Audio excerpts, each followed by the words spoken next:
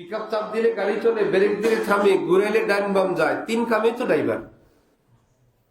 Steering ধরে রাখবেন, ডানে দিলে ডানে ঘুরবে, বাই দিলে কি করবে, নিচে পা 2 জায়গা দিবেন, একটা দিলে গাড়ি চলে, আরেকটা দিলে থামে। কে না পারে ড্রাইভারি? একটুকুন ড্রাইভার সাহেব। সুতরাং একটু কোরআন হাদিস, একটু দিনের কথা মিম্বর মেহরাব বললে আমি বক্তা হয়ে গেছি না, আরো বহুত কিছু আছে। তাহলে তো 5 আর প্রাইমারি স্কুলে 5 পাস মাস্টার দিত। প্রাইমারি স্কুলে পড়ায় কোন ক্লাস পর্যন্ত? 5। তো 5 পাস মাস্টার দিলে হয়। মাস্টার কি 5 পাস? Matric pass? মেট্রিক তো ডাবল, যে মেট্রিক পাসরা 5 পর্যন্ত পড়াবে, বলবে রাখেন 5 পর্যন্ত পড়তে হলে বিএ পাস করে আসেন। আসসালামু আলাইকুম ওয়া রাহমাতুল্লাহি ওয়া বারাকাতুহু। কেউ কোনো প্রকার ছবি তুলবেন না, ভিডিও করবেন না। ছবি তোলা, ভিডিও করা গুনাহে কবিরা। কোন পীর সাহেবের, কোন হজরত হুজুরের ওয়াজ না, ঘোষণাদাতা হজরতে মুহাম্মদুর রাসূলুল্লাহ ঘোষণা দিয়ে তিনি কবরে চলে গেছেন। এটাকে পাল্টানোর ক্ষমতা এই পৃথিবীর আর কারো নেই। যে মানবে মানবে, মানবে না মানবে না, তার ব্যক্তিগত ব্যাপার। নামাজ 5 ওয়াক্ত ফরজ, এটাকে আর কমানোর বাড়ানোর অধিকার আছে কারো? কেউ পড়বে পড়বে না, তার ব্যাপার। কিন্তু নামাজ 5 ওয়াক্তের কম বেশ করার অধিকার কারোর। সুদ খাওয়া, ঘুষ খাওয়া হারাম, এই ঘোষণাওয়ালা নবী কবরে চলে গেছেন, এটাকে হালাল বলা যাবে আর? হ্যাঁ, নবী যদি কোনো কিছু হারাম বলেন, তিনি যদি হালাল বলে যান, এটা তার অধিকার। এরকম অনেক কিছু ছিল ইসলামে, শুরুতে জায়েজ ছিল, পরে না জায়েজ হয়ে গেছে। প্রথমে হালাল ছিল, হারাম হয়ে গেছে, চেঞ্জিং আসছে। নবী দুনিয়া থেকে যাওয়ার পরে আর কোনো পরিবর্তন। ধীরে ধীরে মাননেওয়ালা মানুষ কমতে থাকবে, কিয়ামত আসতে থাকবে। একান্ত প্রয়োজনে ছবি তোলা যায়, পাসপোর্ট, আইডি, পরীক্ষা, যেখানে না হলে নয়। দেশি বিদেশি, সরকারি বেসরকারি কোনো এমন আইন যেখানে তুলতেই হবে, সেখানে তোলার অনুমতি আছে।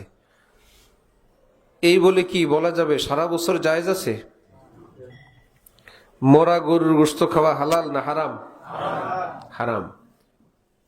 কিন্তু কারো কাছে কোনো খাবার নেই, এমন জায়গায়, এমন পয়েন্টে একটু মরা গরুর গোশত খাওয়া ব্যতীত আর কোনো উপায় নাই, ওই ব্যক্তির জন্য একটু খাওয়া কি আছে? জায়েজ আছে। এই যে জায়েজ হলো, এই জন্য সারা বছর জায়েজ? এটা মূলত হারাম, ঠেকায় পড়ে একটু হালাল। যেখানে ঠেকায় পড়বে ওইটুকুনি, ওইটাকে উসিলা করে সারা বছর হালাল বলা যাবে না। ছবি মূলত হারাম, যেখানে একান্ত প্রয়োজন, বিপদ, ওই জায়গায় ওটুকুন তোলা যাবে, এই ব্যতীত আর কোথাও তোলা যাবে না। বাকি থাকলো ইসলামের প্রচার। ইসলামের প্রচার করতে হবে অন ইসলামী তরিকায় না ইসলামী তরিকায়? ইসলামের প্রচারও করতে হয় ইসলামী তরিকায়, কারণ ইসলামের প্রচার করাটাও ইসলাম। ইসলামের প্রচার করাটাও কি? এটা কি একটা সওয়াবের কাজ না? তাহলে এটা কি আমাদের পদ্ধতিতে হবে না ইসলামের পদ্ধতি? সওয়াব তো আমাদের কোনো পদ্ধতিতে হয় না। ইসলামের প্রচার করাটা ইসলাম এবং সওয়াবের কাজ। তাহলে সওয়াবের কাজটাকে আমরা বানাইতে পারবো? পারবো না। ইসলাম যদি বলে এটা সওয়াবের কাজ হবে, ইসলাম যদি নিষেধ করে দেয় আর হবে না, আমরা বানাইলে হবে না। বয়ান প্রচার করা যায় ছবিবিহীন, ইসলামের প্রচার হয়ে গেল। কারো কোনো চেহারায় তো এত নূর নাই যে আমার চেহারা দেখলে কেউ ইসলাম গ্রহণ করবে। নবীজির চেহারা দেখেও ইসলাম গ্রহণ করে নাই। মক্কা মদিনা এমন লোক ছিল না? ছবি দেখছিল না, সরাসরি। এর চাইতে আর কার পাওয়ার আছে? নবীজিকে সরাসরি দেখছিল, হেদায়েত জুটে নাই। আমাকে আপনাকে মোবাইলে দেখলে হেদায়েত পেয়ে যাবে? ওয়াজ পাঠায় দেন যেখানে হেদায়েত পাঠাইতে চান। ঠিক আছে, বাকি রইল উত্তর। একটা প্রশ্ন একটা থেকেই যায়, অনেক আলেমরা তো করে, একটা প্রশ্ন থাকে না, সেটার উত্তর হলো এর চাইতে বড় বড় আলেমরা করে না। কোন কোন আলেমরা করে, এর চাইতে বড় বড় আলেমরা করে না। এবার আপনি যে হুজুরকে মানেন, ছোট আলেমকে মানেন বা বড় আলেমকে মানেন, আপনার ইচ্ছা।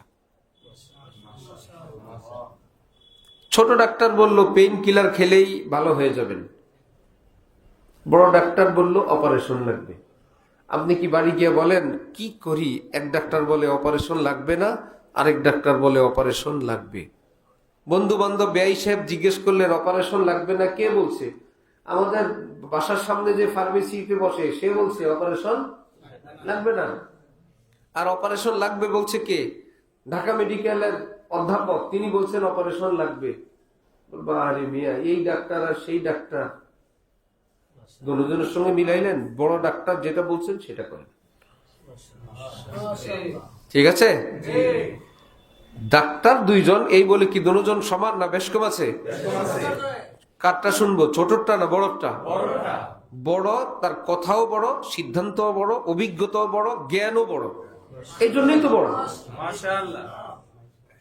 তাহলে আলেম বড় মানে কি? স্বাস্থ্য বেশি, ওজন বেশি, হাত পা ডাবল ডাবল, না এলেম বেশি? খালি এলেম বেশি না, তাকওয়াও বেশি, এই জন্যই তো বড় আলেম।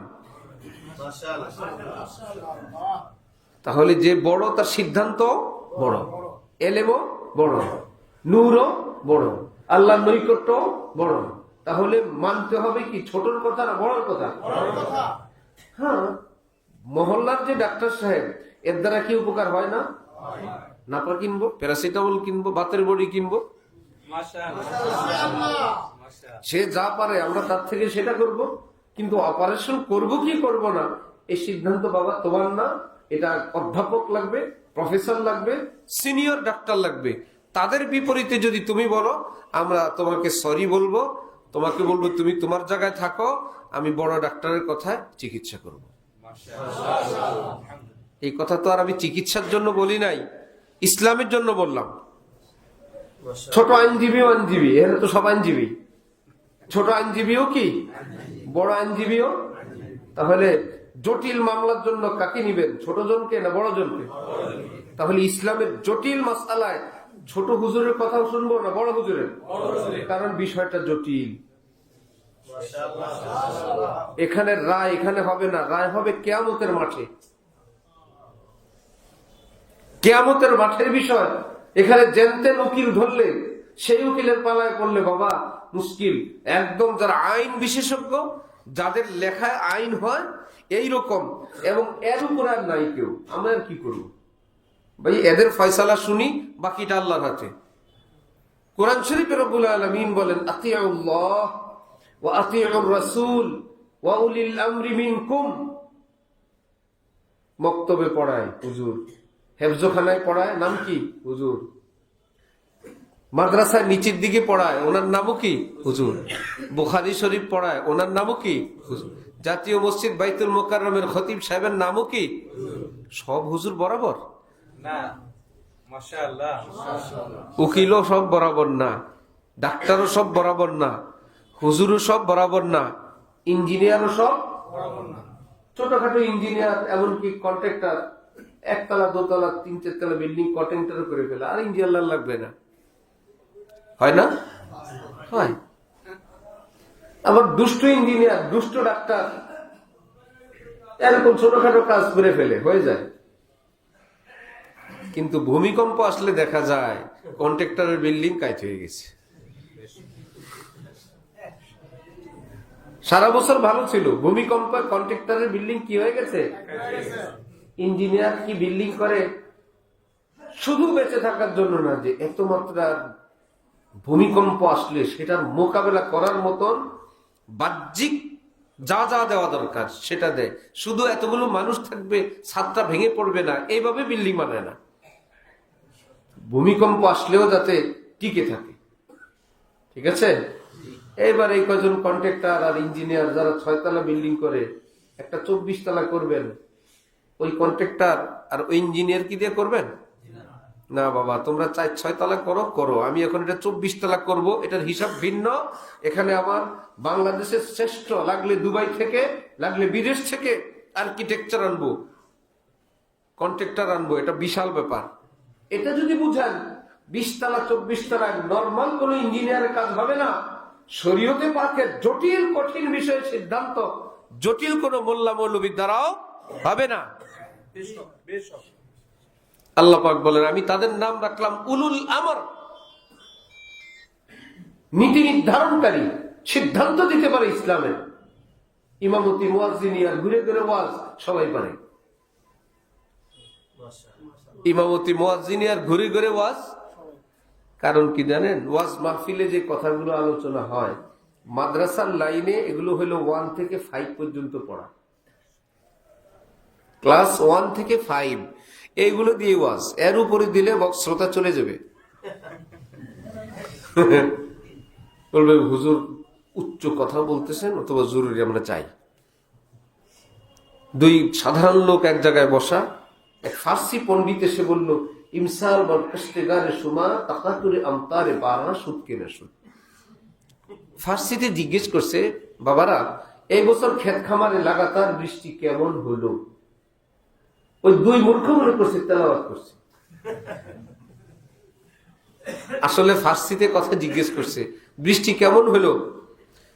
এতটা মূর্খ, এরা মনে করছে কি করে, একজন আরেকজনকে বলে, বড়ে মিয়া কোরআন তেলাওয়াত কর রহে হ্যাঁ ভাই সাহেব, হাম চলে ইধর সে।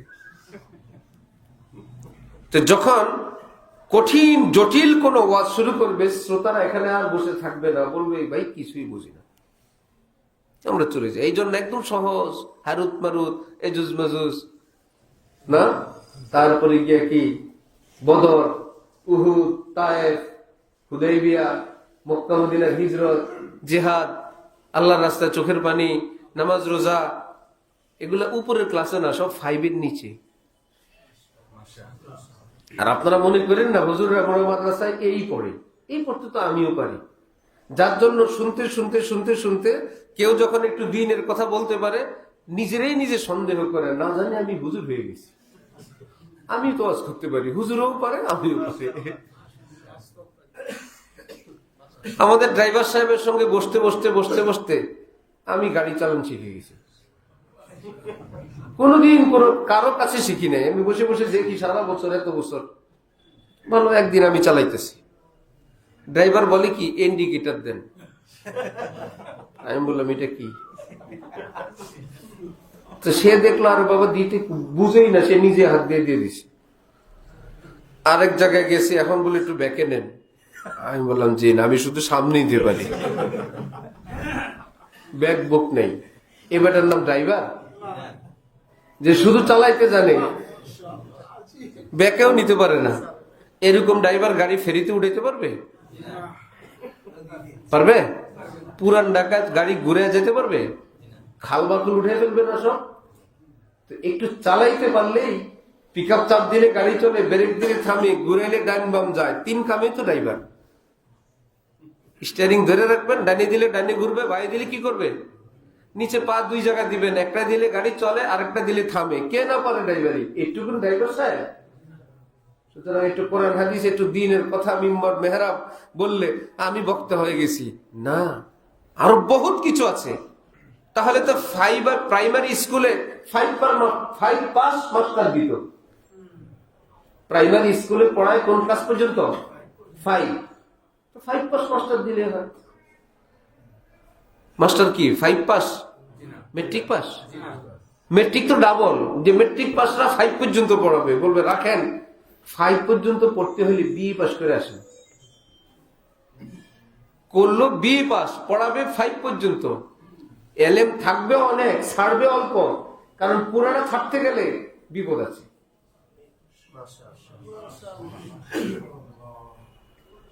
আমাদের অবস্থা, মুসলমান একটু কথা বলতে পারলে, মানুষ জমাইতে পারলে, হই হুল্লোড় করতে পারলে, কোন হুজুর কেবলা সুর শিখতে পারলে, আর কিছু আইডিয়ার কথা, নলেজের কথা, আর কিছু হইলো কারগুজারি। কারগুজারি এমন ভাবে বলে মনে হচ্ছে বুখারী শরীফের তেলাওয়াত। মনে হয় এটা একটা ওয়াজ। আধা ঘন্টা কারগুজারি বলছে, অমুক জায়গায় গেলাম, নামাজি নাই, কালেমা পারে না, নামাজের ফরজ জিজ্ঞেস করলাম, এই বলে, তারপরে এই হয়েছে। এটাও মনে হয় একটা ওয়াজ। এটা বলতে পারে, উনি ওয়াজ পারে।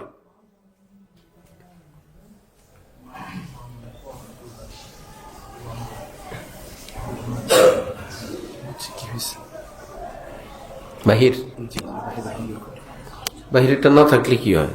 ব্যস্ত মানুষ, তাহলে ডিস্টার্ব করার দরকার কি?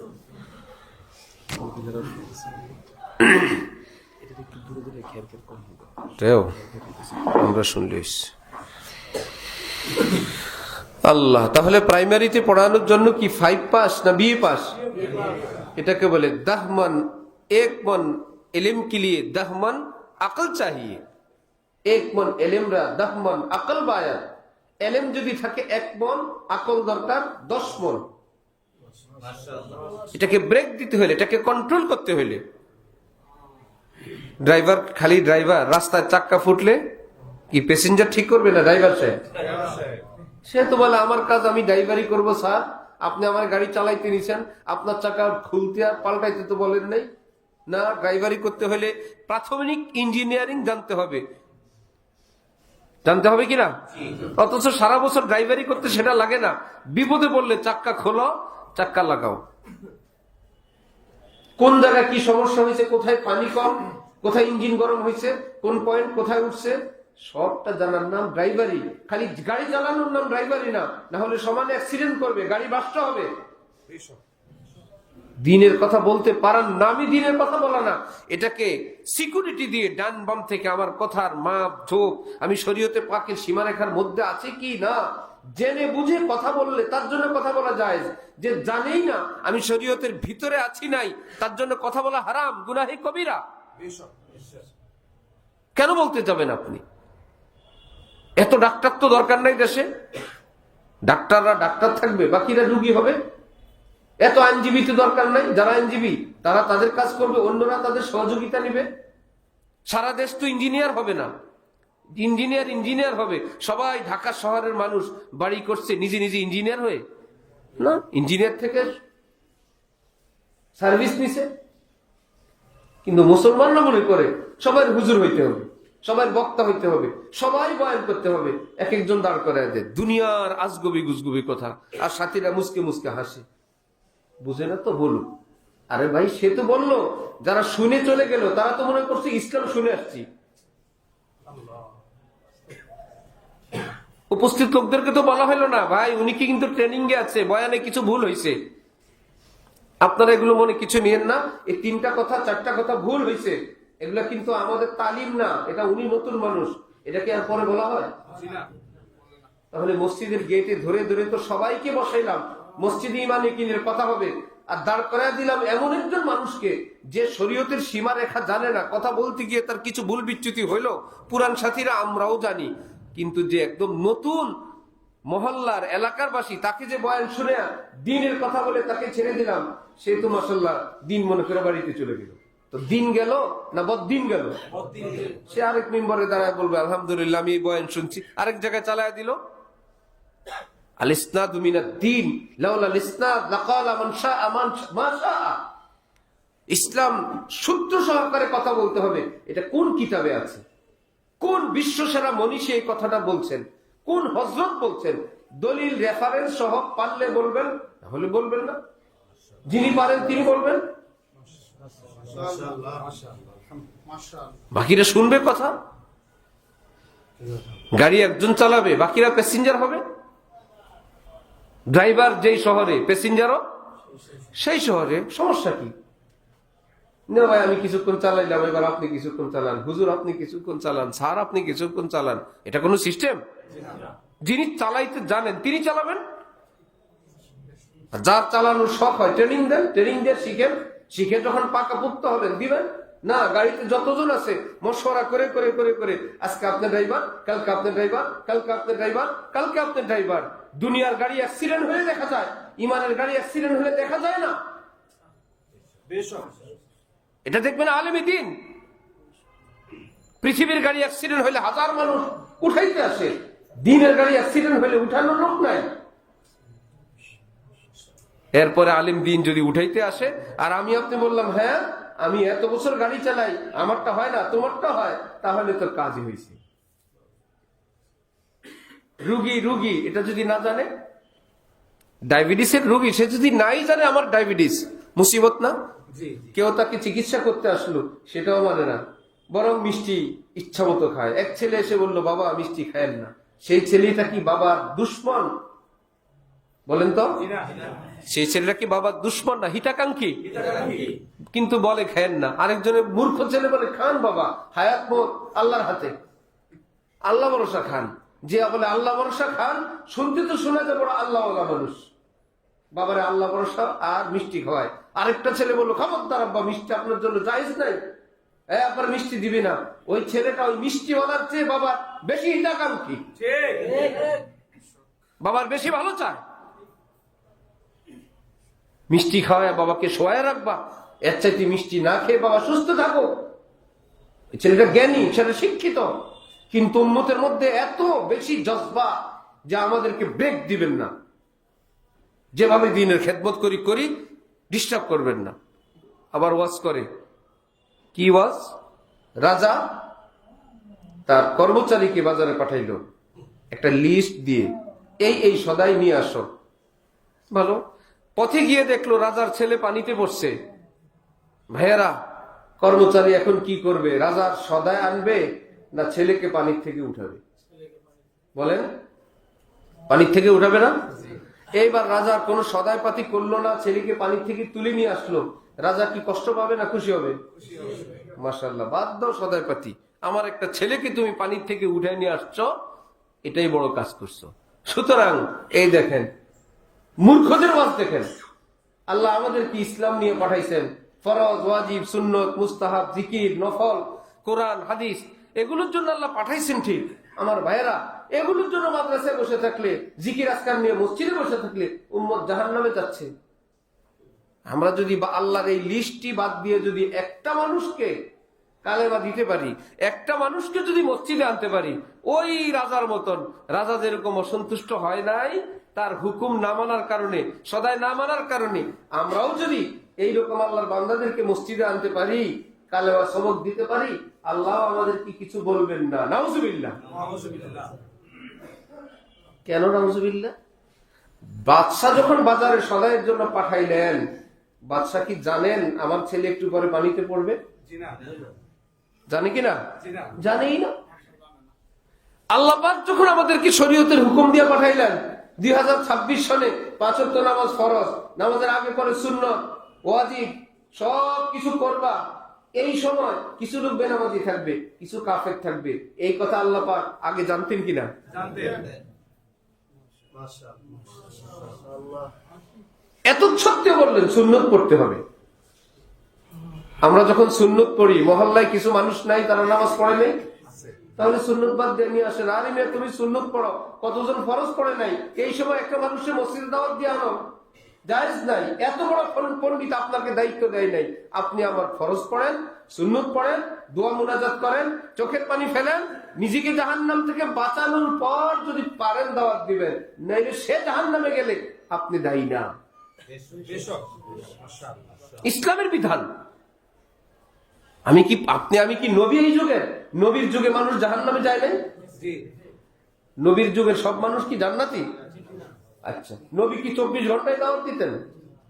নবীজির ঘর সংসার ছিল না? নাতিপতি ছিল না? বউ বাচ্চা ছিল না? হাসি আনন্দ ছিল না? তাহলে ওই হাসি আনন্দ উম্মত, নবীর যুগের মানুষ জাহান্নামে যায়, নবী বসে হাসি আনন্দ করেন, উত্তর দেন।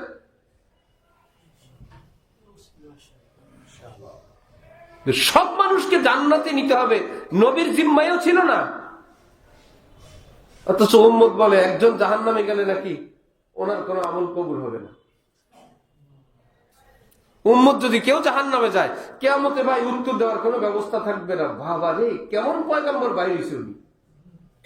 একটা মানুষ জাহান্নামে গেলে ওনার কোনো আমল কবুল হবে না। হাজার হাজার কোটি কোটি মানুষ জাহান্নামে গেছে নবীর যুগে, সাহাবীদের যুগে, তাবিঈনের যুগে, ওনাদের জবাব দেওয়া লাগে নাই। আর এখন এই যুগে কেউ জাহান্নামে গেলে তোমার জবাব দেওয়া লাগবে। কোন কিতাবে আছে এই কথা? যার উম্মতের এত দরদ, তাকে যদি দাঁড় করায় বলা হয় শুনান সূরা ফাতিহা, ফাতিহা ঠিক হয় নাই। শুনান আত্তাহিয়াতু, না হুজুর চেষ্টা করছি। শুনান দোয়ায়ে কুনুত, শুনান নামাজ ভঙ্গের কারণ, শুনান সহু সেজদা, নামাজে কি কি কারণে সহু সেজদা দিতে হয় শুনান। আমি এগুলো জানি না। উম্মত জাহান্নামে গেলে ওনার জবাব দেওয়া লাগবে, উনি কি জান্নাতের পথে আছে? উনি নিজে কি জান্নাতের পথে? পাঞ্জাবি আর পায়জামা, টুপি আর দাড়ি, আইটেম তো চারখান হইল। পায়জামা, পাঞ্জাবি, টুপি, দাড়ি, আইটেম কয়খান? ইসলাম কি চারখানি?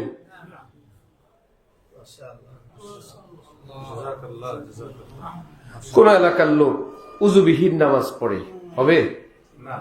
এক বেচারা উজু শিখাইলো তাদেরকে, ভাইয়েরা উজুবিহীন নামাজ হয় না, উজুবিহীন নামাজ হয় না, উজুবিহীন নামাজ খুব ফাইন, সব হবে না?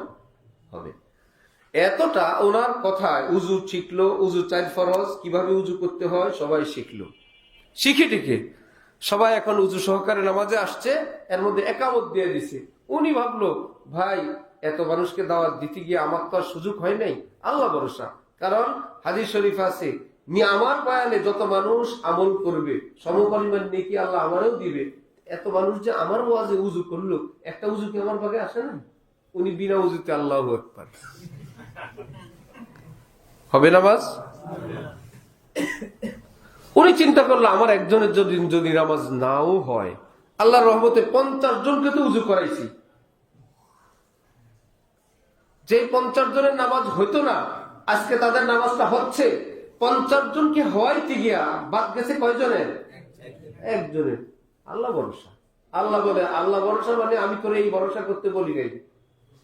একজনের উজু করতে গিয়ে যদি 50 জন বিনা উজুতে নামাজও পড়ে, তোমার কোনো ক্ষতি নাই, তোমার দায়িত্ব নাই, তোমার ফার্স্ট কাজ তোমার উজু নিশ্চিত করা। তারপরে যতজনকে পারো উজুর দাওয়াত দাও। নিজের উজু পরে না আগে? ওই 50 জনের উজু দিয়ে কি নিজের নামাজ হবে?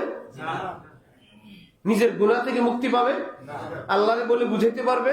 আল্লাহ আমি পারি নাই, ঠিক, আল্লাহ আমি 50 জনকে করাইছি। আল্লাহ বলবো ওই 50 জনের সওয়াব এত বেশি না, তোমারটার সওয়াব যত বেশি।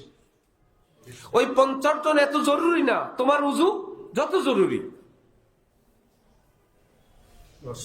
সারা দেশে মানুষকে কাপড় বিতরণ করে, নিজে লেংটা। জ্ঞানী মানুষ বলবো না বোকা বলবো? সারা পৃথিবীতে দিন বিতরণ করে, নিজের কাছে দিন নেই। সারা দেশে, দুনিয়ায়, মহল্লায়, পাড়ায় উনি দিনের ঠিকাদার। দিন আর দিন, দিন আর দিন, দিনেও দিন, রাতেও দিন। এতটা যে বউ বাচ্চারও খবর নেওয়ার টাইম নাই, এত বেশি দিনের খবর নেই। মুসলমানের প্রথম জিহাদ বদর, কঠিন বিপদ, অল্প কয়েকজন সাহাবী, কাফের মুশরিকদের বিশাল বাহিনী। হযরতে ওসমান রাদিয়াল্লাহু তাআলা আনহু আসছেন, জিহাদে যাবেন। নবীজি বললেন, ওসমান তোমার স্ত্রী অসুস্থ, তুমি বাড়িতে যাও, তার সেবা করো, তোমার জিহাদে যাওয়া লাগবে না। নবীজি বললেন যাও। আল্লাহর উপর তাওয়াক্কুল নবীজি ছিল না? আপনি আমি কেন বলি, আসেন মিয়া, বউকে আল্লাহ দেখবেন, সুস্থতার মালিক আল্লাহ। নবীজি এই কথা জানতেন না সুস্থতার মালিক আল্লাহ? কেন হযরত ওসমানকে পাঠাইলেন? বেশি বাড়াবাড়ি, বেশি সীমা লঙ্ঘন হচ্ছে ইসলামের নামে। নবীজি পাঠিয়ে দিয়েছেন হযরত ওসমানকে, যাও স্ত্রীর সেবা করো। জিহাদের পর নবীজি বললেন, ওসমানের নিয়ত ছিল বদরে যাওয়ার, সুতরাং বদরি সাহাবীদের লিস্টে ওসমানের নাম দিয়ে দাও। বদরের সব আল্লাহ ওসমানকে দান করবেন। বদরের গনিমত ওসমানের জন্য রাখো। আমার আপনার তাওয়াক্কুল এত বেশি হয়ে গেল। স্ত্রী আল্লাহ দেখবে, বাচ্চা আল্লাহ দেখবে, সন্তান সম্ভাবা স্ত্রী তাকেও আল্লাহ দেখবে। এরকম জটিল মুহূর্তে স্বামীর সঙ্গ এবং স্বামীর সেবা এই পৃথিবীতে অদ্বিতীয়, এটা কেউ পারবে না। স্বামীর একটু মুখ দেখা, স্বামীর সঙ্গে কোনো কথা বলা, সেই ব্যক্তিকে নিয়ে যাওয়া হয় ইসলামের খেদমতের জন্য। স্ত্রীর কাছে থাকা হাজারো খেদমতের চেয়ে বড় খেদমত। কারণ একটাই, হক্কানি আলেম ওলামাদের থেকে দূরে থাকার আযাব, শাস্তি। এটা এক বেচারি মুমূর্ষ কাশপুরে হসপিটাল থেকে বলা হয়েছে আসেন, আপনার স্ত্রী বাঁচবে না। বললো আমি আসলে কি আমি বাঁচাইতে পারবো? শুনতে শোনা যায় কত বড় আল্লাহ বলার কথা। আপনাকে একটা নজর দেখতে চায় না, আমি দোয়া করতেছি, সুস্থতার মালিক আল্লাহ। সুস্থতার মালিক আল্লাহ হলে হসপিটাল বন্ধ করে দাও, ডাক্তারের চেম্বার তালা দিয়ে দাও। সুস্থতার মালিক আল্লাহ, কিন্তু সেবা চিকিৎসা করানো জিম্মাদার, দায়িত্বশীল, সেবা করা, ঔষধ সেবন করানো, ডাক্তার দেখানো সুন্নাত। সুস্থতার মালিক আল্লাহ, রিজিকের মালিক আল্লাহ না? দোকান বন্ধ করে ঘরে থাকো দেখি, আল্লাহ ঘরে রিজিক পাঠিয়ে দিবেন, দোকান খুলতে হবে না। অথচ আমরা কি বলি, রিজিকের মালিক দোকান না আল্লাহ। দোকানে যাও কেন? হেফাজতের মালিক আল্লাহ, তালাও মারে আবার টেনে টেনে দেখে, তালা মারে আবার কর্মচারী বা ছেলে মারলে বলু তিনোটা মারছস, উপরেরটা মেইনটা মারছস, মারছি টেনে টেনে দেখছস। তুমি না আল্লাহর উপর তাওয়াক্কুল ওয়ালা বুজুর্গ সাহেব, দোকান খুলে আসো দেখি কত বড় তাওয়াক্কুল। হক্কানি আলেম ওলামাদের থেকে দূরে থাকলে অ্যাক্সিডেন্ট যে কি হবে, গাড়ি যখন ব্রেক ফেল করে এটার কোন নিয়ম আছে? গাছের লগে খাবে না ব্রিজের লগে খাবে? একটা গাছের সঙ্গে আর একটা ব্রিজে, একটা খালে, একটা পুকুরে, একটা উল্টাবে, একটা মানুষের দোকানে উঠাবে, কারণ ব্রেক ফেল। উম্মত যখন আলেমদের থেকে বিচ্যুত হয়ে ব্রেক ফেল হয়, কোথায় গজব হবে এর কোনো শেষ নেই। শুধু ব্রেন, শুধু মাথা, মাথায় যা আসে তাই বলে, বুদ্ধিতে যা আসে তাই বলে। আল্লাহ আপনাকে কেমন লাগছেন? নবী জিজ্ঞেস করতেন তোমরা কেমন আছো? কে জিজ্ঞেস করতেন? নবী। নবীর চেয়ে উম্মত এখন আরো বেশি আগে গেছে। আল্লাহ আপনারা কেমন লাগছে? এই পৃথিবীর কোন কিতাবে নাই। উদ্দেশ্য হইল যদি বলি কেমন আছেন, সে বলবো ভালো আছি, আল্লাহর নাম তো নেই না। এই জন্য তার মুখে আল্লাহ কথাটা উঠে দেওয়ার নিয়তে একটু স্মরণ করে দেওয়া, আল্লাহ কেমন রাখছে, তখন সে বলবে আল্লাহ ভালো রাখছে। সব মানুষ কি ভালোই থাকে? সব মানুষ সবসময় ভালো থাকে না কষ্টেও থাকে? যে ভালো আছে সে তো বললো আল্লাহ ভালো রাখছে, যে বিপদে আছে কষ্টে আছে সে কি বলবে? শিখা সে যদি বলে আল্লাহ কষ্টে রাখছে, তাহলে কি ইমান বাড়বে না কমবে? আর যদি জটিল কথা বলে ইমান শেষ হয়ে যাবে। এই বিপদের সম্মুখীন কেন করলেন তাকে? আপনি তাকে স্বাধীন দেন, কেমন আছেন। সে যদি বলে ভালো আছি, কিচ্ছু হবে না ইমানের। সে যদি বলে অনেক বড় বিপদে আছি, কোনো অসুবিধা নেই। সে যদি বলো ভয়ঙ্কর বিপদে আছি, কোনো অসুবিধা নেই। ইসলাম এই জন্যই তো শিখাইছেন তুমি জিজ্ঞেস করো কেমন আছেন।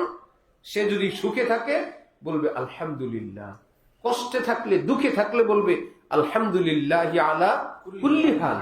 কষ্টে থাকলে দুঃখে থাকলে জবাব কি হবে? আলহামদুলিল্লাহ আলা কুল্লি হাল। তখন প্রশ্নকারী কি বুঝতে হবে বিপদে আছে। আলহামদুলিল্লাহ বলে নাই, কি বলছে? আলহামদুলিল্লাহ আলা সর্বাবস্থায় আল্লাহ শুকুর। আরো বিপদ তো হইতে পারত, আরো বিপদ তো হইতে পারতো ভাই, যেভাবে আছে আল্লাহ শুকুর। আরো মুসিবত হইতে পারতো, আমি কয় টাকার লোকসান, মানুষ তো আরো লোকসান, আমার তো টাকার লোকসান, কারো তো জীবন শেষ, আমার তো একটু এটা হারানো গেছে, কারো তো আগুনে পড়ে যায়। আলহামদুলিল্লাহ আলা, আল্লাহ যে হালে রাখেন ভালো ভাই। তো বুঝা গেল আল্লাহর উপর, তার আল্লাহর উপর খুশিও আছে, নিজে কষ্টে আছে, এই কথাটাও বুঝাই দিল। এটা সুন্নত। আল্লাহ কেমন লাগছেন এটা সুন্নত না। নবীজি তার স্ত্রীদেরকে বললেন কাইফা হালুকুম ইয়া আহলাল বাইত। নবীজি জিজ্ঞেস করতেছেন নিজের ফ্যামিলিকে, কাইফা হালুকুম ইয়া আহলাল বাইত, ঘরের মানুষরা তোমরা কেমন আছো। তাহলে আমি আপনি কে আবার নতুন করে শরীয়ত বাইর করতে হবে? আল্লাহ কেমন রাখছেন পাল্টা জিজ্ঞেস করেন আল্লাহর ব্যাপারে কি আপনার সন্দেহ? আল্লাহ কেমন রাখছেন, ভালো না খারাপ? নিশ্চয়ই আপনার মনে সন্দেহ আছে। আল্লাহ ভালো রাখতে পারে, খারাপও রাখতে পারে। আল্লাহ তো খারাপ রাখেন না। যাকে যে হালে রাখেন এটা আল্লাহর পক্ষ থেকে খারাপ না ভালো? এটাই ভালো। আপনি বলেন আল্লাহ কেমন রাখছে, তার মানে আপনি আল্লাহর ব্যাপারে আকীদা ঠিক নেই, ইসলামের নামে নিজের ইসলাম শেষ। আম্মি জান হযরত আয়েশা রাদিয়াল্লাহু তাআলা আনহা হযরত বেলাল কি জিজ্ঞেস করলেন, কাইফা তাজিদুকা ইয়া বেলাল, এ বেলাল, শরীর কেমন লাগে, কেমন আছো? আবু বকর সিদ্দিক রাদিয়াল্লাহু তাআলা আনহুকে জিজ্ঞেস করতেছেন, কাইফা তাজিদুকা ইয়া আবাতি, আব্বা শরীরটা কেমন, আপনি ভালো আছেন? নবী বলেন, তোমরা কেমন আছো? আয়েশা সিদ্দিকা বলেন, তোমরা কেমন আছো, আপনি কেমন আছেন? আপনি আমি এত বড় বুজুর্গ যে আমরা আর এখন আর এগুলো দুনিয়াওয়ালাদের মতো বলি না, আমরা আরো স্পেশালটা বলি। এক লোক তার ছেলেকে নতুন স্যান্ডেল কিনে দিছে, দিয়ে বলছে এক সিঁড়ি বাদ দিয়ে দিয়ে উঠবা। কেন? প্রত্যেক সিঁড়িতে ঘষা খাইলে স্যান্ডেল ক্ষয় হয় না?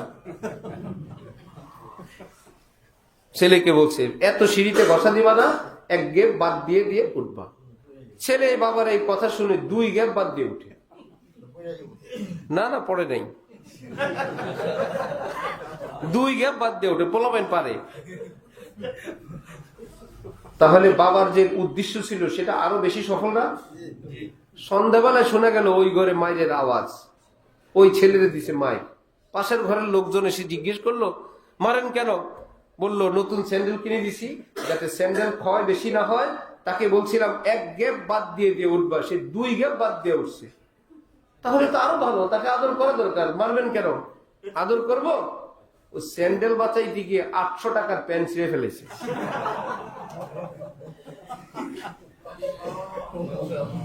বুঝছেন? এবার বেশি বুজুর্গ হইতে গিয়ে ঈমান নষ্ট হয়ে যাবে। কেন আপনি ইসলামের নবীর থেকে আগে যাবেন কেন?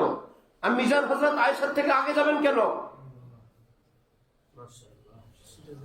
নাকি ইসলাম একটু বেশি আমল করলে আল্লাহ খুশি হন? ফজরের নামাজ কালকা থেকে 4 রাকাত পড়েন, 4 রাকাত সুন্নত, 4 রাকাত ফরজ। কারণ 2 রাকাত পড়লে যদি আল্লাহ খুশি হয়, 4 রাকাত পড়লে ডাবল খুশি। সামনে রোজা আসতেছে, ইফতার করবেন এশার সময়, মাগরিবে ইফতার করলে যদি আল্লাহ খুশি হয়, এশার সময় ইফতার করলে তো আরো বেশি খুশি। খুশি হবে না গুনাহ হবে?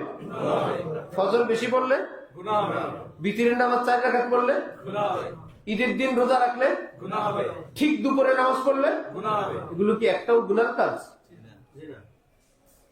নামাজ পড়া গুনার কাজ, রোজা রাখা গুনার কাজ, লম্বা সময় আল্লাহর জন্য কষ্ট করা গুনার কাজ। গুনার কাজ শরীয়তের সিদ্ধান্তের বাইরে করলে গুনার কাজ। শরীয়তের বাতলানো সিদ্ধান্তের বাইরে বেশি পড়লেও কি গুনার কাজ, আপনার কাছেও গুনার কাজ। আপনি দর্জিকে বলে দিলেন, একটা জামা দিলেন, এই মাপে জামা বানাবা, কাপড় দিলেন, গিয়ে দেখলেন যা জালেম দর্জি, হাতার দিক থেকে আধা হাত বড়, নিচের দিক থেকে আধা হাত বড়, ঢোলা 4 আঙ্গুল করে, ডাইনি পায়ে বেশি। কিরে বাবা, কাপড় বেশি ছিল, আপনারা তার কম দেয়নি। আপনি যা চাইছেন তার থেকে কম দিছি, একটু বেশি দিছি না? আপনি খুশি হয়ে 2টা চুমা দিয়ে আসবেন তো, যে আমি তাহলে তোরে মাপ দিছিলাম কেন? মাপ দিছিলাম কাপড় কেটে ফেলার জন্য। আপনার এত দামি কাপড় আমি কাটবো? ভাবলাম কাপড় যতটুকুন আছে অতটুকুন হাতা বানায় দিই। আমি আপনি খুশি হব না কষ্ট পাবো? তোমাকে কাপড় দিছি, কাটতে বলছে আমার কাপড়, তোমাকে মাপ দিছি, ডিজাইন দিছি, এই বরাবর কাটবা মিয়া। আমি কাটলে খুশি হইতাম, না কাটাতে খুশি হই নাই। আল্লাহ কি আমাদের সামনে কোন নমুনা দেন নাই? হযরতে পেয়ারা নবী মুহাম্মদুর রাসূলুল্লাহ সাল্লাল্লাহু আলাইহি ইফতার করো, আযান হয়ে গেছে, এখানে দরবেশি করবে না, ইফতার করলে আল্লাহ খুশি। এই বরাবর কাটতে বলছি, রোজা কাটতে দিছি। সুবহানাল্লাহ। বুজুর্গি দেখে লম্বা করে নাই, 2 রাকাতের পরে ফজর সুন্নত ফরজে সালাম ফিরাইতে বলছি, বুজুর্গি দেখে 4-6 রাকাত করে নাই, কেটে দিছে, আল্লাহ খুশি হবে। তাহলে শরীয়তের সেই মাপ সীমারেখা কোথায়? স্কুল কলেজ ভার্সিটিতে জানবো না আলেমদের কাছে জানবো? আলেমকে আলেম বলে কেন? হাতে পায়ের কারণে না এলেমের কারণে? আলেমকে আলেম বলে কি কারণে? এলেমের কারণে। এখন যদি কেউ বলে আলেম ভালো লাগে না, তাহলে কি হবে? এই মানুষটার চেহারা সুরত হাত পা ভালো লাগে না, এটা হবে না এলেম ভালো লাগে না? আলেম ভালো লাগে না আর অর্থ কি হবে? তার হাত পা চেহারা না এলেম? কারণ আলেমকে আলেম বলে এলেমের কারণে। আর আপনি বললেন আলেম ভালো লাগে না, আপনার ভালো না লাগাটা গিয়ে কিসের উপর পড়লো? এলিমের উপর। এলিমটাকে আলিমের বাবা না আল্লাহ? আল্লাহ জিনিস ভালো লাগে না। আল্লাহ আমাদেরকে দ্বীনের সহি বুঝ দান করেন। হক্কানি আলিমদের অনুসরণ ব্যতীত, ইত্তেবা ব্যতীত হক নাই। নবীজির যুগে মসজিদ বানাইছিল, মসজিদ খারাপ জিনিস? নবীজি গিয়ে মসজিদটা ভেঙে দিয়েছেন। নবীর কাম মসজিদ ভাঙ্গা? কোরআন শরীফে আল্লাহ পাক বলেন ওয়াল্লাযীনা ইত্তাখাযু মাসজিদান যিরারা, মসজিদ বানাইছিল। আপনি থাকতে আপনার সিদ্ধান্তের বাইরে মসজিদ মসজিদ না, ভাঙেন। আপনি আছেন, আপনার সিদ্ধান্তের বাইরে কিসের মসজিদ? এটা ষড়যন্ত্রের মসজিদ, এটা মসজিদ না। কিয়ামত পর্যন্ত হক্কানি আলিমদেরকে বলা হয় নবীর নায়েব। আমি আপনি নামাজ পড়বো, আলেম যদি বলে হয়েছে হয়েছে, যদি বলে হয় নাই হয়নি। আশ্চর্য। রোজা রাখবো, সওয়াব হয়েছে, আলেমরা যদি বলেন সহি হয়েছে হয়েছে, যদি বলে হয় নাই হয় নাই। কি ব্যাপার? এই কাজের দায়িত্বই তাদের। মুরব্বীদের জানা থাকবে, বেশ কয়েক বছর আগে গরুর গোশত নিষিদ্ধ হয়েছিল বাংলাদেশে, মনে আছে? কি গরুর শরীরে কি একটা রোগ পাওয়া গেছে, কি জানি, অ্যানথ্রাক্স। সত্যি করে বলেন, আপনারা কেউ ওই রোগটা দেখছিলেন? আমরা কেউ দেখছিলাম? এই যে গরুর শরীরে অ্যানথ্রাক্স পাওয়া গেছে, ডাক্তাররা বলছে অ্যানথ্রাক্সের অস্তিত্ব আছে, সারা বাংলাদেশে গরুর গোশত নিষিদ্ধ, ভালো খাই না। ডাক্তার আবার বলছে এখন আর নাই, খান। আবার শুরু করে দিছি। কেউ তো বলেন নাই কোনো অ্যানথ্রাক্স তো নাই, আমরা তো দেখি না ভাই, আমরা দেখার যন্ত্রই নাই, বিদ্যাই নাই, বুদ্ধিই নাই। যারা জানে তারা বলছে আছে, খাই না। যারা জানে তারা বলছে এখন আর নাই, আমরা খাই। চিকিৎসায় যদি ডাক্তারের কথা মানতে পারেন, আঙ্গুল ফেলতে পারেন, পা কেটে ফেলতে পারেন, ওপেন হার্ট সার্জারি করতে পারেন, পিত্তথলির অপারেশন করতে গিয়ে থলি ফেলায় দিতে পারেন, আর যদি বলেন না ভাই আমার জান বাঁচানোর জন্য এটা করছেন, আমার ভালোর জন্য করছেন, আলেমী দ্বীনকে, ইসলামকে এইটুকু আস্থা রাখা চাই, আমার আল্লাহ বলছেন ফজরে উঠতে হবে, নিশ্চয় আমার ভালোর জন্যই বলছেন। রোজা রাখতে বলছেন ভালোর জন্যই বলছেন। আলেমী দ্বীনের সিদ্ধান্ত আল্লাহর সিদ্ধান্ত, ইসলামের সিদ্ধান্ত। মনে করে আলেমও পারে, আমিও পারি। আলেমও কথা বলে, আমিও কথা বলি। কোন এক মাদ্রাসা ইমাম সাহেব হুজুর বাড়িতে যাওয়ার সময় ছাত্র দিয়ে গেছে ইমামতি করতে। এলাকার লোকজন জিজ্ঞেস করছে আপনি আলেম হইতে আর কয় ক্লাস? বললো ইমাম সাহেব হুজুরের সমান হইতে আর 2 ক্লাস। তো ইমাম সাহেব আসলে এলাকার লোকজন বললো আপনার ছাত্র নাকি আর 2 ক্লাস পরে আপনার সমান? আমিও দাওরা হাদিস পর্যন্ত পড়ছি, ওর দাওরা পড়তে আর 2 বছর বাকি আছে। সবকি গিয়া ছাত্রদেরকে বললো তোমাদেরও মুখ সাথী, আমার সমান হইতে আর 2 বছর বাকি আছে। 2 বছর পরে ওস্তাদের সমান হয়ে যাবে? ক্লাস বললে হবে না। ওস্তাদের অভিজ্ঞতা, ওস্তাদের এলেম, ওস্তাদের পাণ্ডিত্য, এটা ছাত্রের জন্য অর্জন করা সবার কাজ না। ক্লাসে ক্লাসে গুনলে হবে না। আল্লাহ আমাদেরকে দ্বীনের সহি বুঝ দান করেন। আল্লাহ আল্লাহ। এক কথায় তো আমরা বয়ান শেষ হয়ে গেছে। ছোট্ট ছোট্ট কয়েকটা ওজিফা দিই, কয়েকটা আমল করি, বয়ান শেষ করি।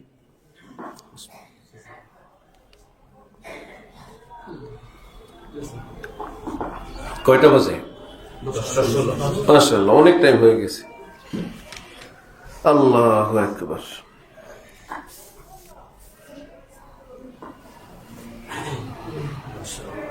ইমাম শাহ ওলিউল্লাহ মুহাদ্দিস দেহলভী পৃথিবী বিখ্যাত এক ওলি, এক আলেম। তিনি বলেন যেখানে নবীজির হাদিস পড়ানো হয়, আমি আমার চর্ম চোখে সরাসরি দেখি নবীজির রওজা শরীফ থেকে নূরের কতগুলো তার ওই ছাত্র শিক্ষকের বুকের সঙ্গে ফিট হয়ে নবীজির রওজা থেকে নূর সাপ্লাই হচ্ছে। বুঝতেছেন? ইমাম শাহ ওলিউল্লাহ মুহাদ্দিস দেহলভী দিল্লির মসজিদে জুমা পড়ান। মুঘল সম্রাটটা ওনার মুসল্লি। রাজা বাদশাদের বাহাদুরি থাকে, বীরত্ব থাকে, প্রভাব প্রতিপত্তি থাকে। ওটাকে সোজা করার জন্য মাঝে মাঝে বলতেন, দিলে দারাম জওয়াহির পারায় ইশকাস্তে তাহভিলাস কেদারাত জের গর্দু মীর সামানে কে মন্দারাম। রাজা বাদশারা, তোমাদের কিছু ক্ষমতা, কিছু সৈন্য, কিছু অস্ত্র, কিছু পয়সা, প্রভাব, প্রতিপত্তি আছে, সবটা নিয়ে মোকাবেলা করার জন্য আসো। শাউলিউল্লাহ দেহলুবিতে বুকের মধ্যে যা আছে সেটা, আমি প্রস্তুত মোকাবেলা করার জন্য, তোমরা রেডি হও। বাদশারা মাথা নিচু করতেন। যা আলেমে দিন আল্লাহ বলার বুকে আল্লাহ পাক যে এলমে দিনের দৌলত দান করেন, আল্লাহর সঙ্গে গভীর সম্পর্ক দান করেন, এর মোকাবেলা আমরা কি দিয়ে করব? এটা তো অস্ত্র আর গুলির মোকাবেলা না। এক বাদশার ছেলে কোন আলেমের কাছে পড়ে, কোন কারণে বাদশা ক্ষিপ্ত হয়ে পুলিশ পাঠাবে আলেমকে ধরার জন্য। ছেলে গিয়ে ওস্তাদের কাছে বলল, আমার বাবা আপনাকে ধরার জন্য বাহিনী পাঠাইতেছে, আপনি সাবধান হন। ওই আল্লাহওয়ালা বললেন, তোর বাবা আমাকে পাঠানোর জন্য পুলিশ পাঠাবে? হ্যাঁ। এই খাদেম কোথায়? হুজুর পানি আনো তো, আমিও আজকে বাহিনী পাঠাবো, দেখি আজকে কার বাহিনী পান। এই হুজুর পানি নিয়ে আসো।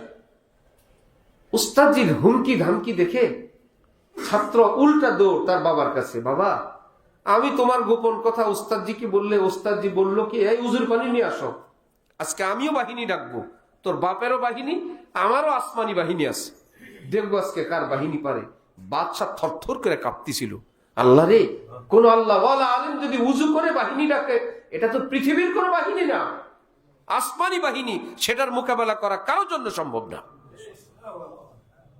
আলেমী দ্বীনের কাছে সেই বাতিনি দৌলত, সেই কোরআন, যেই কোরআনের একটা শব্দ নাজিল হওয়ার সময় আসমানের মধ্যে চির চির চির চির আওয়াজ শুরু হয়ে যেত, আসমানটা যেন এখনই ভেঙে পড়বে।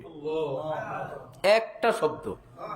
এক সাহাবীর রানের উপর নবীজি মাথা মোবারক দিয়ে আরাম করতেছিলেন, ঘুম, হঠাৎ মাথা মোবারক এত ভারী যেন রান ভেঙে টুকরা টুকরা হয়ে যাবে। কিছুক্ষণ পর আবার মাথার ওজন হালকা, স্বাভাবিক। উঠলে জিজ্ঞেস করলেন নবীজিকে, মধ্যখানে এরকম ঘটনা ঘটলো ইয়া রাসূলুল্লাহ? নবীজি বললেন, ওই সময় কোরআন শরীফের একটা ছোট্ট শব্দ নাযিল হয়েছে। নবীজি ঘোড়ার উপর, উটের উপর থাকতে যখন ওহী নাযিল হইতো, আরব দেশের এই পাথরের দেশে উট ঘোড়ার পা পাথরের ভিতর ঢুকে যেত, এত ভারী ওহী। নবীজির কপাল মোবারকে ঘাম চলে আসতো। সে এলমি ওহী আলেমী দ্বীনের কাছে। কার সঙ্গে কার তুলনা, কিসের সঙ্গে কি? হ্যাঁ, আলেমের ভুল থাকতে পারে, সব আলেম ফেরেশতা না, একদম খাঁটি না, কিন্তু কোরআন তো আছে ভিতরে, হাদিস তো আছে ভিতরে। আমার শায়েখ আরিফ বিল্লাহ হযরত মাওলানা শাহ আব্দুল মতিন বিন হুসাইন সাহেব দামাত বারাকাতুহুম বলেন, কোন আম গাছ জীবন ভর আম দিল, এক মৌসুমে যদি আম না দেয়, গৃহস্থ কি কেটে ফেলে যে এই বছর খারাপ হয়ে গেছো? ভাই আজীবন আম দিছে, আবার আগামীতে আম দিবে ইনশাল্লাহ। সূর্য আজীবন আলো দেয়, মেঘ যদি তার আলো ঢেকে দেয়, আমরা কি সূর্যের বদনাম করি? না, সূর্য ঠিকই আলো দেয়, মেঘ এসে তার আলোটা ঢেকে দিছে, মেঘ গেলে আবার আলো আসবে। কোন আলেমী দ্বীন থেকে যদি কোনো ভুল বিচ্যুতি এমন হয়ে যায়, আলেম ওলামারা বলেন অপেক্ষা থাকো, এই মেঘ কেটে যাবে, আবার এলমের আলো উম্মতকে বিতরণ করতে থাকবে ইনশাআল্লাহ। কারণ তার কাছে তো এলমী দ্বীন হইতে পারে। এজন্য যদি এইরকম কোন পরিস্থিতি হয়, তাহলে আমরা আলেম আলেম তখন কাকে মানবো? ছোট আলেম না বড় আলেম? এটাই নিয়ম। আবার যদি হয় দুনো দিকেই বড় আলেম, কি মুশকিল? না, সমান হবে না, সিনিয়র হবেই, সংখ্যায় কম বেশ হবেই। ডাক্তার একা সিদ্ধান্ত দিয়ে যদি কুল না পায়, ডাক্তারদের বোর্ড বসে, সবাই বলে ভাই 5 জন ডাক্তারের বোর্ড, তাহলে এখানে ভুল হওয়ার সম্ভাবনা কম। একজন ডাক্তার বলছে একটা কথা, অথবা 2-4 জন, আর 10 জন 20 জনের একটা শ্রেষ্ঠ বোর্ড বসে একটা সিদ্ধান্ত, এখানে ভুল হওয়ার সম্ভাবনা কম। আমরা যে হানাফি মাযহাব, আমাদের মাযহাব যে শ্রেষ্ঠ, 2 কারণ। একটা হলো একমাত্র ইমাম আবু হানিফা তাবিঈ, তিনি সাহাবীর সাক্ষাতে ধন্য মানুষ, এক। দ্বিতীয় কারণ হলো ওনার ফতোয়া ফারায়েজ গুলো একা সিদ্ধান্ত ছিল না, সেই যুগের পৃথিবী বিখ্যাত 40 জন আলেমের একটা ফেকা বোর্ড ছিল। 40 জন আলেম মিলে রিচার্জ করে একটা সিদ্ধান্ত দিতেন। তাও সিদ্ধান্ত কি জানেন? মাসআলা একটা যখন বলতেন 30 পারা কোরআন পুরাটা পড়তেন, পুরাটা হাদিসের ভান্ডার রিচার্জ করতেন, পক্ষে বিপক্ষে কি আছে দেখার পর নবীজির সিরাত মোবারক দেখতেন, কোরআন শরীফ আয়াত নাজিল হওয়ার প্রেক্ষাপট দেখতেন, কোরআন শরীফের অর্থের অনেকগুলো ধরন আছে সেটা দেখতেন, সাহাবীদেরকে দেখতেন। সবটা দেখার পর একটা মাসালা বলতেন। 12,70,000 মাসালা উম্মতের জন্য এভাবে রেখে গেছেন। এক বর্ণনায় 40, আরেক বর্ণনায় 45 বছর একটানা এশার উজু দিয়ে ফজর পড়তেন। কারণ প্রতিদিন 2 রাকাত নামাজে 1 পারা 30 পারা কোরআন এক খতম দিতেন প্রতিদিন নামাজে। ইমাম মুহাম্মদকে কেউ বললো, ওনার ছাত্র, তোমার হুজুর ঘুমান না রাত্রে? ইমাম আবু হানিফা ঘুমান না? ইমাম মুহাম্মদ বললেন, আরে মিয়া, ইমাম আবু হানিফা ঘুমান না, জেগে থাকেন, উম্মতে মুহাম্মাদিয়ার ঘুমের ব্যবস্থা করতেছেন। উনি ঘুমায় গেলে উম্মতে মুহাম্মাদিয়া ঘুমাইতে পারবে না, মাসালা উদ্ধার করতে পারবে না। আলেম ওলামার আজকের তারা কি করেন জানেন? ওই উদ্ধার করা মাসালা গুলো বয়ান করেন, উদ্ধার করে না, নিজেরা কোরআন হাদিস থেকে আবিষ্কার করে না, যেগুলো আবিষ্কার করে রেখে গেছেন এগুলো বলে। যেমন MBBS ডাক্তাররা কি ওষুধ বানায়? বড় বড় ডাক্তাররা যে ওষুধ লিখে রাখছে ওগুলো মুখস্থ করে, নিজেরা লেখে না কিছু, যা অন্যরা লিখে রাখছে সেটা মুখস্থ করে, এর নাম আলেম। তাহলে আলেমের অর্থ যদি হয় যে ভাই এলেম কালাম ডাইরেক্ট বানায় না, কোরআন হাদিস থেকে যেগুলো বানানো আছে সেটা মুখস্থ করে, এই লোক আলেম। আমরা যারা আলেম না, আমাদের কি আছে কিছু? ইমামে রব্বানী হযরত রশিদ আহমদ গঙ্গুহি পৃথিবী বিখ্যাত এক আলেম, এতটা বড় আলেম, ওনার যুগে পুরা দুনিয়ায় ওনার চেয়ে বড় আলেম আর ছিল না। এবার বুঝেন কত বড় আলেম। উনি বলতেন, আল্লাহর কসম, এলেম বলতে 1 হরফ পরিমাণও আমি শিখতে পারি নাই। কারণ এলেমের জগৎ এত বিশাল, এত সুবিস্তীর্ণ, সেখান থেকে আমি যা অর্জন করলাম 1 হরফ পরিমাণ না। আল্লাহর কসম করে বললাম, আমারটা 1 হরফ না। অথচ তিনি পৃথিবীর সেরা আলেম। আর আমরা একে অপরকে বলি, আপনার বয়ানে তো আপনি তো আলেম হয়ে গেছেন, আপনি মাশাআল্লাহ আলেম হয়ে গেছেন, তাই নাকি? হ্যাঁ মাশাআল্লাহ, দেখতেও আলেম, কথায়ও আলেম। এবার নিজে নিজে সন্দেহ করে, আমি মনে হয় আলেম হয়ে গেছি। আবার আরেক হুজুরকে জিজ্ঞাসা করলে, নাম কি? আমার নাম মাওলানা মোহাম্মদ উমর। আপনি কি? আমি মুফতি মোহাম্মদ উমর। আপনি কি? আমি শাইখুল হাদিস হযরত উমর। বোঝা গেল একজন আলেম হয় নেই। যে ঘুমায় থাকে সে বলে আমি ঘুমে, যদি বলে কি প্রমাণ? ঘুমন্ত না জাগ্রত? যদি ভালো করে বলে, বিশ্বাস হয় না আপনাদের? আল্লাহর কসম আমি ঘুমে আছি, বুঝতে হবে সুনিশ্চিত আপনি ঘুমায় নাই, আপনি জাগ না। যে আলেম হয়ে যায় আর বলেন আমি আলেম, যে সত্যিকার আলেম হয়ে যায় আর বলতে পারে না আমি আলেম, আমি ভাই জাহেল। আর বেশি বেশি বলে আমি তালেব আলেম, আমি একজন ছাত্র। আলেম ভাই আমি আলেম না, আমি ছাত্র। আলেম এরকম হয়, আমার মতো লোক আলেম হয়, আমি তালেব আলেম, আমি ছাত্র। আর যে নিজেকে বলে আলেম, এটাই প্রমাণ আলেম না। তাহলে আলেমের এই অবস্থা হলে আমাদের অবস্থা কোথায়? আমরা এখন স্বাধীন, আমরা এখন এতটা স্বাধীন, দেশ স্বাধীন হয়েছে, আমরা তো আল্লাহর দিন থেকে স্বাধীন হই নাই, আমরা তো আল্লাহর গোলাম। কি ভাইয়ের, আমরা কি? সূরা ফাতিহার মধ্যে ইয়াকা না'বুদু সবাই পড়ি কিনা? আল্লাহকে প্রতি রাকাতে বলি, আল্লাহ আমরা আপনার গোলাম লাগি, আপনারই গোলামি করি। আবার পরের রাকাতে আমরা আপনার গোলাম লাগি, আপনারই গোলামি করি। আল্লাহ আপনার গোলামি থেকে ছুটি নাই, আপনি মালিক, আমরা আপনার গোলাম। গোলামের কাজ মালিক যা বলে তা করা, নিজের সিদ্ধান্ত গোলামের কাজ না, নিজের রুচি নিজের পছন্দ গোলামের কাজ না, বরং মালিকের পছন্দ মালিকের সিদ্ধান্তই মানা, এটা গোলামের কাজ। আমাদের ইজ্জত গোলামির মধ্যে, আল্লাহর গোলামির মধ্যে আমাদের ইজ্জত। সেজদাতে করি, আমরা কি নিজে বড় হই না ছোট হই? এর চাইতে আর ছোট হওয়া আছে? কপালটা মাটিতে লাগাই দিলাম, একদম আস্ত কপাল মাটিতে লুটাই দিলাম। আল্লাহ পাক বলেন, নবীজি বলেন, আমার বান্দা এত ছোট হইল আমার সামনে কপালটা মাটিতে দিয়ে দিল, আমি তাকে ছাড়বো না, আমার বান্দাকে আমি সম্মান দিব না, বান্দার কপালের নিচে আমি আল্লাহ আমার কদম বিছিয়ে দিয়ে দিব।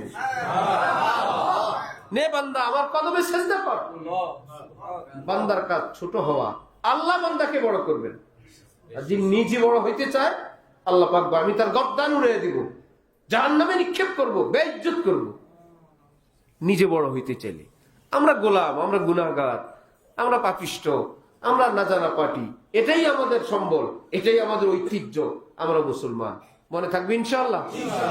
আল্লাহ আমাদেরকে তৌফিক দান করে। ছোট্ট ছোট্ট কয়েকটি আমল রাসূল সাল্লাল্লাহু আলাইহি ওয়াসাল্লাম এরশাদ করেন, কোন মানুষ যদি সকালে 10 বার, সন্ধ্যাবেলায় 10 বার দুরূদ শরীফ পাঠ করে, কিয়ামতের দিন ওই উম্মতকে নবীজি সুপারিশ করে জান্নাতে নিয়ে যাবেন। আরেক হাদিস, কেউ যদি 5 ওয়াক্ত নামাজের পর একবার করে আয়াতুল কুরসি পাঠ করেন, নবীজি ইরশাদ করেন আমার এই উম্মতের জান্নাতে যাওয়ার পথে একটি ওয়াল বাকি, মৃত্যুর ওয়াল, এটা পার হইলে জান্নাতে ঢুকবে। তৃতীয় হাদিস, নবীজি ইরশাদ করেন যে ব্যক্তি প্রতিদিন 100 বার লা ইলাহা ইল্লাল্লাহ এই আমল করবে, কিয়ামতের দিন তার চেহারা পূর্ণিমার চাঁদের মতো নূরে আলোকিত হয়ে থাকবে। আল্লাহ আমাদেরকে তৌফিক দেন, আল্লাহ আমাদেরকে কবুল ফরমান। ওয়া আখিরু দাওয়ানা আনিল হামদুলিল্লাহি রাব্বিল আলামিন।